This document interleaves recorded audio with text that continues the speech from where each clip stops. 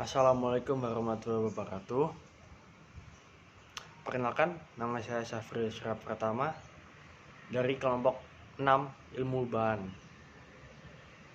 Pertama-tama saya akan menjelaskan tentang tensil test, pengertian tensil test dan cara kerja tensil test.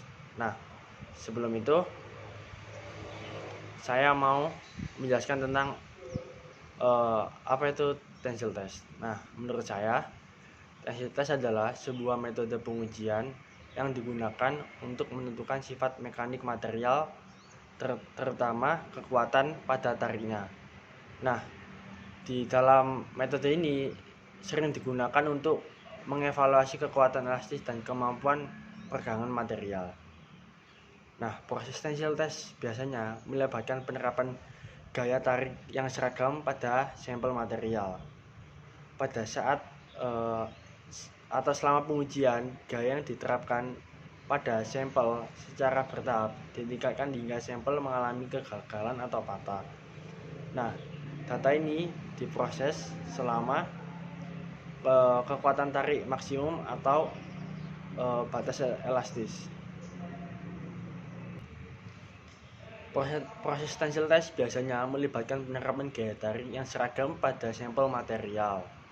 Nah, selama pengujian, gaya yang diterapkan pada sampel secara bertahan ditingkatkan hingga mencapai atau sampel mengalami kegagalan atau patah. Nah, dari situ data yang diperoleh selama proses ini digunakan untuk menghitung berbagai parameter seperti kekuatan tarik maksimum atau ultimate tensile strength atau batas elastis atau yield strength, kemudian perpanjangan atau patahan, elongation dan modulus elastis atau elastis modulus.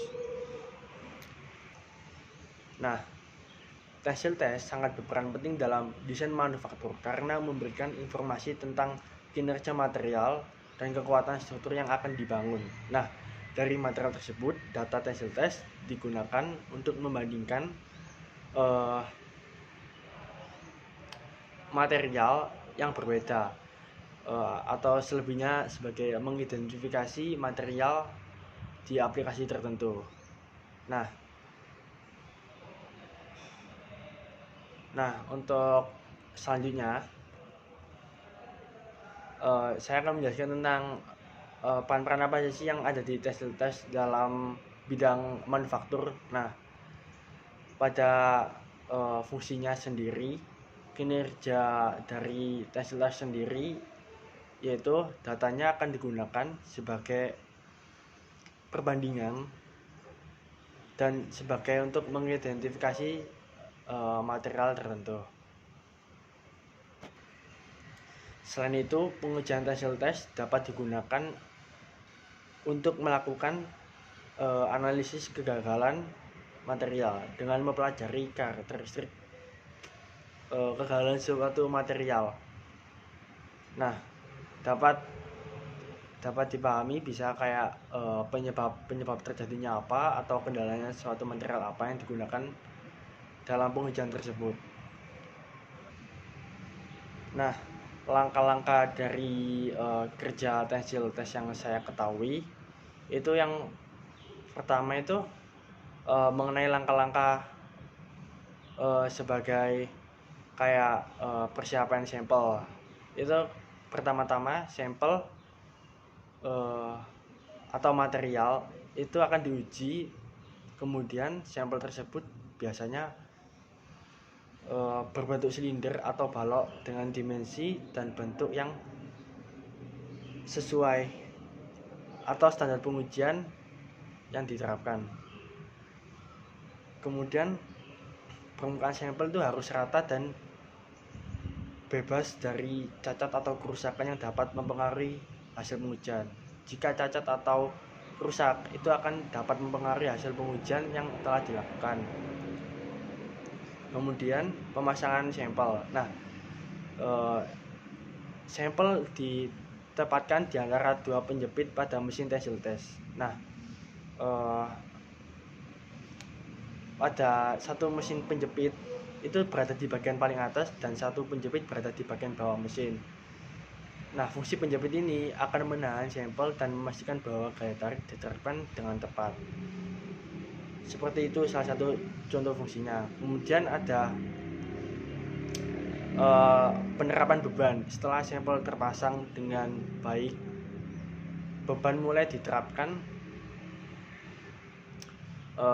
Kemudian biasanya dilakukan secara perlahan dan seragam. Beban yang diterapkan dapat berupa gaya atau yang diberikan langsung atau dengan gaya tersebut, dan menghasilkan gaya atau pergerakan yang terjadi. Nah, pada saat itu perekaman data itu akan dilakukan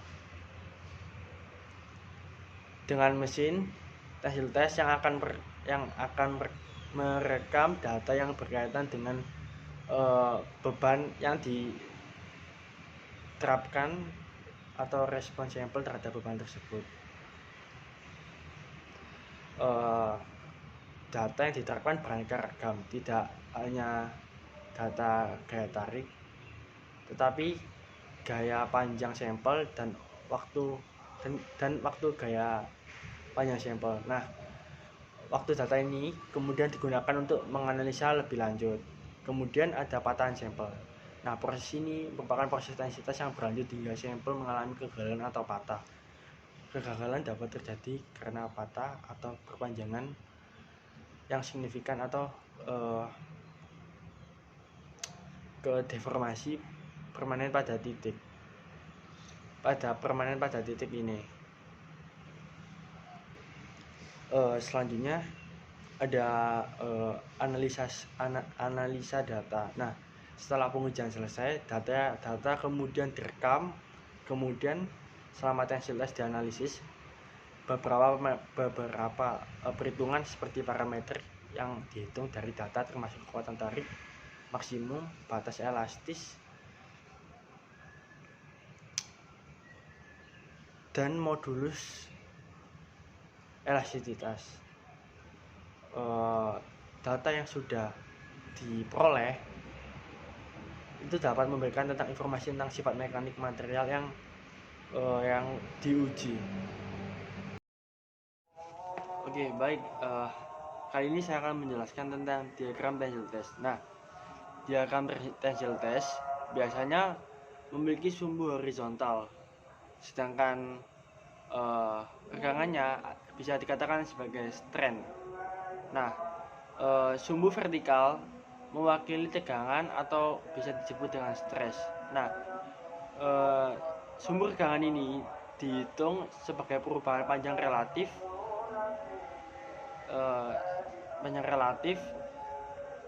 dibanding dengan luas penampang lainnya. Nah, kemudian saya akan menjelaskan tentang membaca tentang diagram tensile test. Yang pertama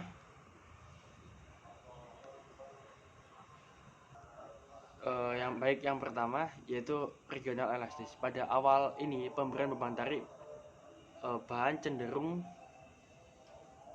menunjukkan respon elastis atau linear, di mana regangan dan tegangan berbanding lurus pada fase ini. Nah, kemudian memasuki itu akan memasuki batas elastis atau yield point. Jika beban tarik terus ditingkatkan, bahan akan mencapai batas elastis yang dimana regangan tidak lagi berbanding lurus dengan tegangan.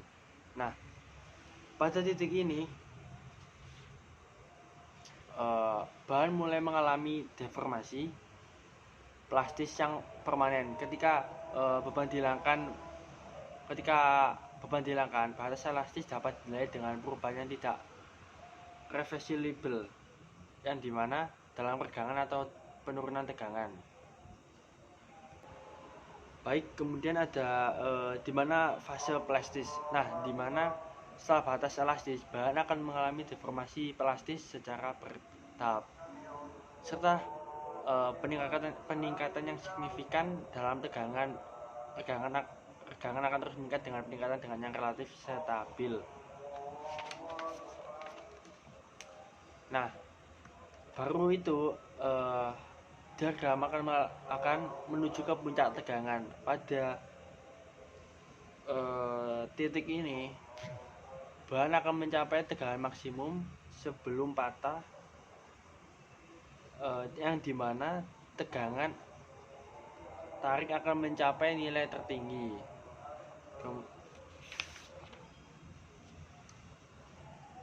Kemudian ada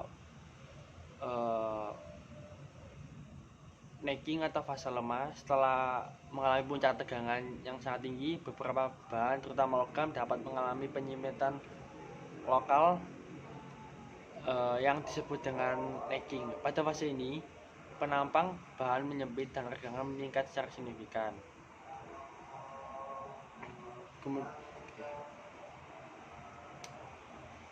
Sekian, terima kasih. Apabila ada salah kata yang dapat saya informasikan, saya meminta maaf dan saya akhiri. Assalamualaikum warahmatullahi wabarakatuh.